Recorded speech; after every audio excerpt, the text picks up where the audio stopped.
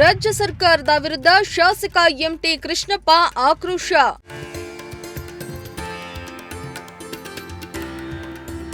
ಸಿದ್ದರಾಮಯ್ಯ ಅಲ್ಲ ಟ್ಯಾಕ್ಸ್ ರಾಮಯ್ಯ ಎಂದು ಎಂಟಿಕೆ ವ್ಯಂಗ್ಯ.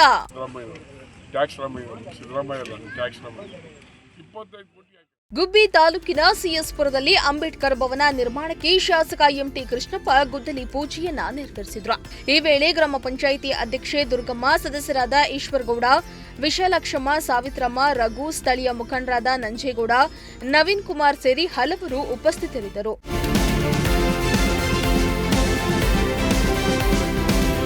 ಈ ವೇಳೆ ಮಾತನಾಡಿದ ಶಾಸಕ ಎಂಟಿ ಕೃಷ್ಣಪ್ಪ, ರಾಜ್ಯದ ಜನರಿಗೆ ತೆರಿಗೆ ಮೂಲಕ ಬರೆ ನೀಡಿದ ಮುಖ್ಯಮಂತ್ರಿಗಳು ತಲಾ ವ್ಯಕ್ತಿಗೆ 25 ಕೋಟಿ ರೂಪಾಯಿಗಳ ಟ್ಯಾಕ್ಸ್ ಹಾಕಿದ್ದಾರೆ.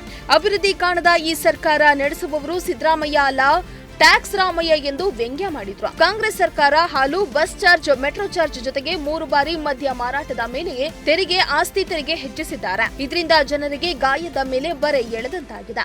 ಇದರಿಂದಾಗಿ ಶಾಸಕರಿಗೆ ಗಾಯದ ಮೇಲೆ ಬರೆ ಎಳೆದಂತಾಗಿದೆ ಎಂದು ಶಾಸಕರು ಕಿಡಿಕಾರಿದ್ರು. ಹೆಣ್ಣು ಮಕ್ಕಳಿಗೆ ಭಾಗ್ಯದ ಹೆಸರಲ್ಲಿ ನೀಡುವ ಎಲ್ಲ ಹಣವು ಪುರುಷರ ದುಡಿಮೆಯ ಹಣವಾಗಿದೆ. ತೆರಿಗೆ ಮೂಲಕ ನಮ್ಮ ದುಡ್ಡನ್ನ ನಮಗೆ ನೀಡುವ ಕಲೆ ಕಾಂಗ್ರೆಸ್ಸಿಗರಿಗೆ ಕರಗತವಾಗಿದೆ. ದುಡಿಯುವ ಗಂಡಸಿನ ಹಣವನ್ನ ಮನೆಯಲ್ಲಿನ ಹೆಣ್ಣು ಮಕ್ಕಳಿಗೆ ನೀಡುವ ಈ ಸರ್ಕಾರ ಭ್ರಷ್ಟ ಸರ್ಕಾರ ಎಂದೆನಿಸಿದೆ ಎಂದು ಆಕ್ರೋಶ ವ್ಯಕ್ತಪಡಿಸಿದ್ರು. 2000 ರೂಪಾಯಿ ಕೊಡ್ತಾರೆ, ಅದು ಕೇಳಿಲ್ಲಪ್ಪ. ಇತ್ತೀಚೆಗೆ ಮೈಸೂರಿನವರು ಬಿಜಾಪುರ ಹೆಂಗೆ ಸಲ ಬಾಯಿ ಬಂದ ಬೈತಾರೆ, ಆಯ್ತಾ. ಒಟ್ಟಾರೆ ಒಬ್ಬ ಮನುಷ್ಯನಿಗೆ 25 ಕೋಟಿ ಆಗಿದೆ. 9 ರೂಪಾಯಿ ಹಾಲು, 500 ರೂಪಾಯಿ ಎಂಥದ್ದು ನಮ್ಮ diesel, 40% bus charge, 45% metro.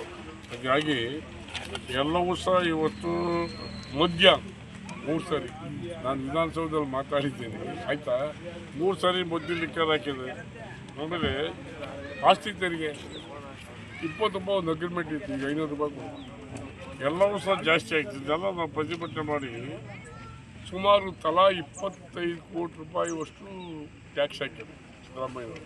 Tax Ramaiah, Siddaramaiah ಅಲ್ಲ, ಟ್ಯಾಕ್ಸ್ ರಾಮಯ್ಯ 25 ಕೋಟಿ ಹಾಕಿದ್ರು. ಅವ್ರು ಕೊಡೋದು ಬರೀ.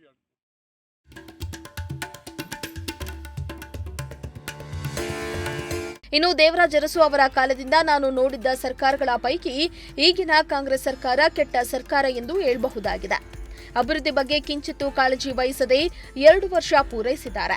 ಇಂದಿಗೂ ರಸ್ತೆ ಗುಂಡಿ ಮುಚ್ಚಲು ಬಿಡುಗಾಸು ನೀಡಿಲ್ಲ ಎಂದು ಕುಟುಕಿದ್ರು. ಯಾರು ಕೊಡ್ತೀವಿ ನಾವು? ನಮ್ಮ ಚೌಬಿಂದ ಕೊಡ್ತೀವಿ. ಗಂಡಸರು ಹೆಣ್ಮಕ್ಳಲ್ಲಿ ದುಡಿತವೆ. ನಾವು ದುಡ್ಡು ತಲೆ ಹೊಡೆ ಕಿತ್ಕೊಂಡು 2000 ಕೊಡ್ತಾರೆ. ಈಗ 23 ಕೋಟಿ ರೂಪಾಯಿ ಅವ್ರಿಗೆ ಉಳಿತದಲ್ಲ ಸರ್ಕಾರಕ್ಕೆ. ಅತ್ಯಂತ ಭ್ರಷ್ಟ ಸರ್ಕಾರ.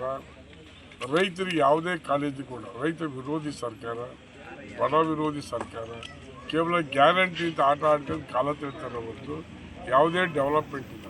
ನಾನಿವ ಪಾಲಿಟೆಕ್ನಿಕ್ ಕಾಲೇಜ್ ಕೇಳಿದ್ದೆ, ಬೆಳಗಾವಿನಲ್ಲಿ ಮುಖ್ಯಮಂತ್ರಿ ಹೇಳಿದ್ರು ಇಲ್ಲ ಕೊಡ್ತೀನಿ ಅಂತ, ಅದು ಕೊಟ್ಟಿಲ್ಲ. ಸುಳ್ಳು ಹೇಳ್ತಾನೆ ಮನುಷ್ಯ. ಮುಖ್ಯಮಂತ್ರಿ ಅಶ್ಯೂರೆನ್ಸ್ ಕೊಟ್ಮೇಲೆ ಹೌಸಲ್ಲಿ ಅದು ಕಾರ್ಯಗತ ಆಗ್ಬೋದು, ಮಾಡಿಲ್ಲ. ನಮ್ಮ ತುರುವೇಕೆರೆ ಲಾ ಕ್ಯಾಲ್ಕ ಇದೆ, ಅದನ್ನು ಕೊಟ್ಟಿಲ್ಲ. ಇದು ಟ್ರೈನಿಂಗ್, ಕುಶಲಕರ್ಮಿ ಟ್ರೈನಿಂಗ್ ಅಂದರೆ ಅದನ್ನು ನಾವು ಕೇಳಿದ್ವಿ, ಅದು ಕೊಟ್ಟಿಲ್ಲ. ಯಾಕೆಂದ್ರೆ ಅದು SLC ಫೇಲ್ ಆದವು, ಪಾಸ್ ಆದವು, PUC ಫೇಲು ಮಲ್ಲವೇ. ಅದಕ್ಕೆ ನಾವಲ್ಲಿ ಟ್ರೈನಿಂಗ್ ಕೊಟ್ಟರೆ ಇವತ್ತು ಜಪಾನ್ ಮತ್ತು ಜರ್ಮನಲ್ಲಿ ಭಾಳ ಡಿಮ್ಯಾಂಡ್ ಇದೆ ಸ್ಕಿಲ್ ವರ್ಕರ್ಗೆ. ಅಲ್ಲಿ ಒಂದು ಜಾಬ್ ಸಿಗ್ತದೆ ನಮ್ಮ ಹುಡುಗರಿಗೆ ಅಂತ ನಾನು ಕೇಳಿದರೆ ಮನುಷ್ಯ ಕೊಟ್ಟಿಲ್ಲ. ಬರೀ ಅತ್ಯಂತ ಸುಳ್ಳುಗಾರ, ಯಾವುದೇ ಡೆವಲಪ್ಮೆಂಟು ಮಾಡೋಕ್ಕಿಲ್ಲ. ಸುಮ್ಮನೆ ಕಾಲ ತಿಳ್ತಾರೆ ಅವರು ಈ ಬಣ್ಣ ಅಂತೇಳಿ ಕಿತ್ತಾಡೋದು ಬಿಟ್ಟರೆ ಏನೂ ಸಾಧ್ಯ ಆಗಿಲ್ಲ.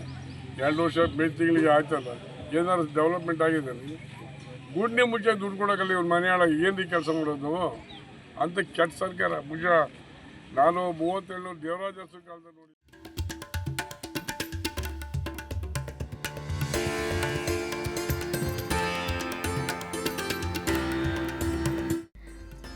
ದೇವರಾಜು, ಪ್ರಜಾಶಕ್ತಿ ಟಿವಿ, ಗುಬ್ಬಿ.